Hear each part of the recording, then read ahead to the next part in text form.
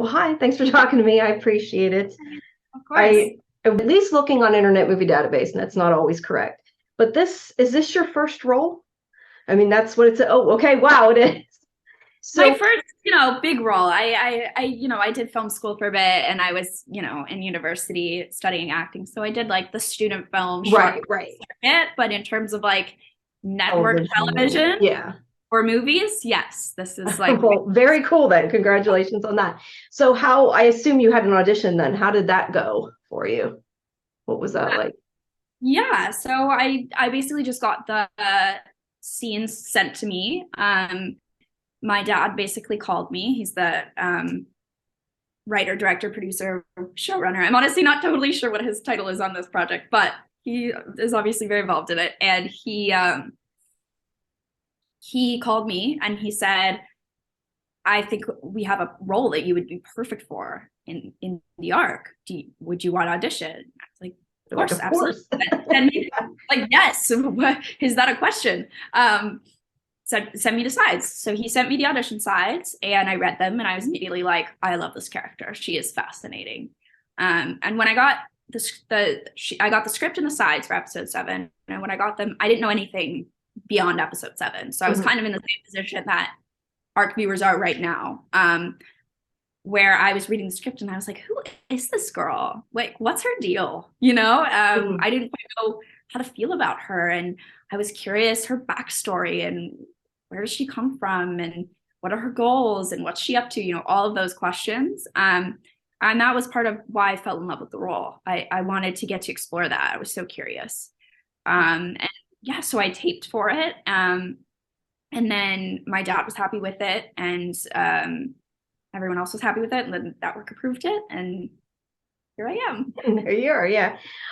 So what was it like, I guess going into that, having not done it before, although maybe, I don't know, growing up, maybe you've been on sets, I'm not sure. But what was like some of the things that surprised you that you found out that weren't how you expected at all about being on a television show for the first time? Yeah, I mean, sort of what you mentioned, I did grow up on set quite a bit, just like visiting my dad. Mhm. I always found the industry fascinating, and I knew from a very young age that I wanted to be a part of it.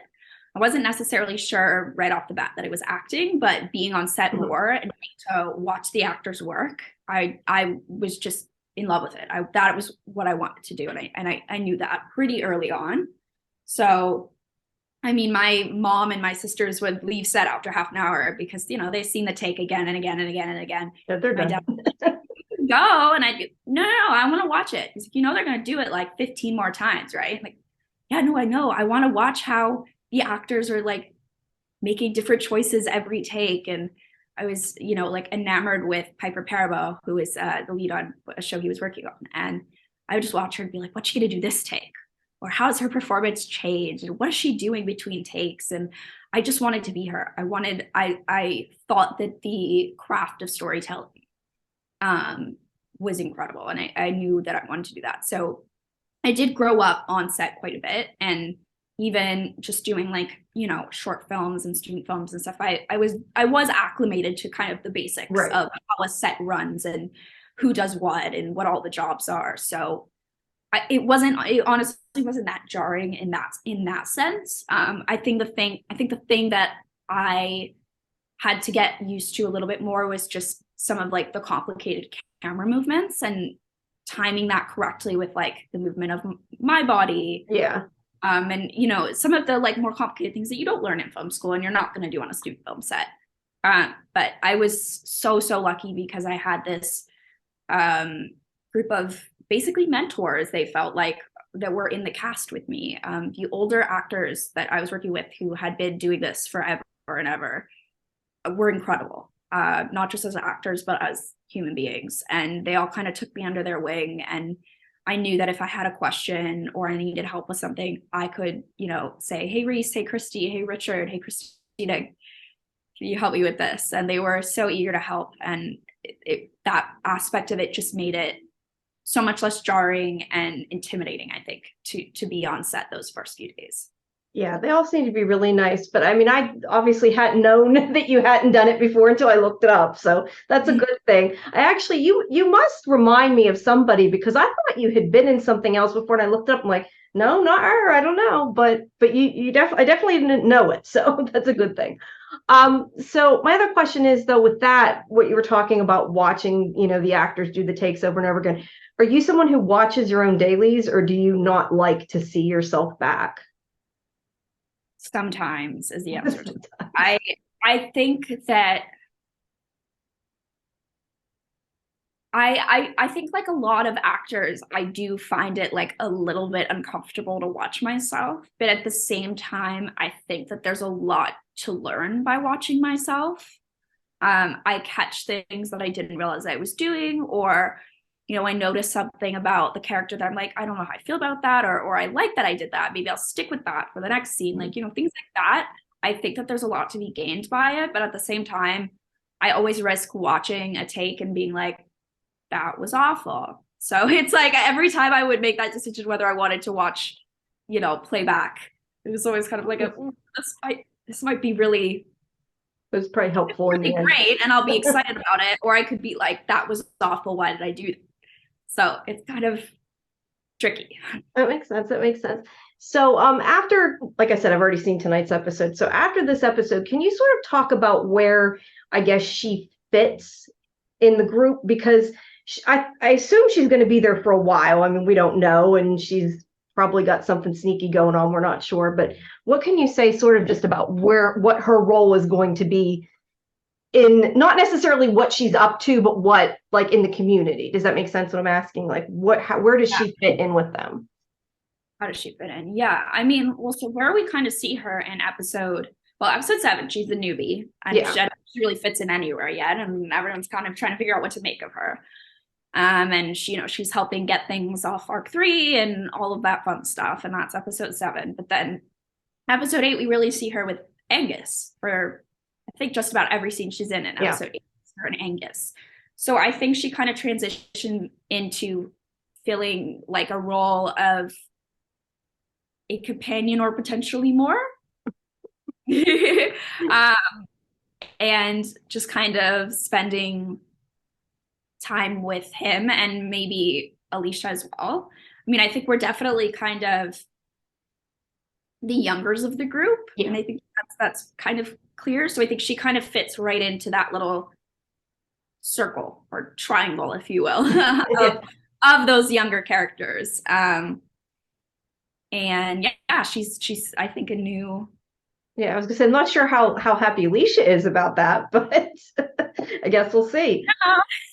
So I know you can't really spoil anything, but is there anything you're kind of allowed to tease about what her motivations are? Because I mean, we don't know for sure she's bad, but it seems like she might be, from the way, and obviously she stole the weapons, so we know that at least. But so what are you allowed to say? Is there anything you kind of talk about what's to come and what her plans are? Not too much, but I can say that there's a lot of exciting things in store. At least exciting to me. For this character. I mean, she is a very complex, multidimensional character, and so I think that there's a lot of moments to look forward to for her as the show goes on. Right. Is there a lot that you've had to sort of make up, like in the back of your mind, about her to get more backstory, or maybe things that they've told you, not us, that won't spoil anything, that you can kind of think of that maybe we don't know about her? Even if it's just something in your own head canon, I'm just curious. Because I feel like as an actor, you need more than the little bit that we have to go on. Right. Well, I think in terms of the audition that I did when I really didn't have hardly any context at all, I mean, I was immediately a little bit like, because of the gun. She takes the gun at the end of the episode. But I tried to just focus on like what was really human about her. So, for example, the scene in Ep 7 where she does her little monologue where she talks about what's happening on Earth, and you see that she gets emotional, and and that is something that is very personal to her.